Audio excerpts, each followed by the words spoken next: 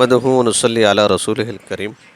رسول اللہ صلی اللہ علیہ وسلم نے فرمایا، جو شخص جنازے کے ساتھ گیا یقین کرتے ہوئے اور ثواب کی امید رکھتے ہوئے جنازے کے ساتھ رہا یہاں تک کہ اس کی نماز جنازہ پڑھی گئی اور اس کی تدفین سے فراغت ہو گئی، تو وہ شخص لوٹتا ہے ثواب کے 2 قرات کے ساتھ۔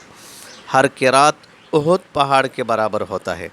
اور جس نے میت کی نماز جنازہ پڑھی پھر تدفین سے پہلے لوٹ گیا تو وہ 1 قرات کے ساتھ لوٹا۔ قرات درہم کے چھٹے حصے کو کہتے ہیں، مگر یہاں دنیا کا قرات مراد نہیں بلکہ آخرت کا قرات مراد ہے، اور آخرت کا قرات احد پہاڑ جتنا بڑا ہوگا۔ اور جو تدفین تک جنازے کے ساتھ رہا ان کو 2 قراتیں ملے گی، اور 1 قرات جنازہ پڑھنے کا اور دوسرا قرات تدفین میں شامل رہنے کا۔ اگر کسی نے صرف جنازہ پڑھی تو اس کو 1 قرات کا ثواب ملے گا۔ واللہ اعلم۔ صحیح البخاری۔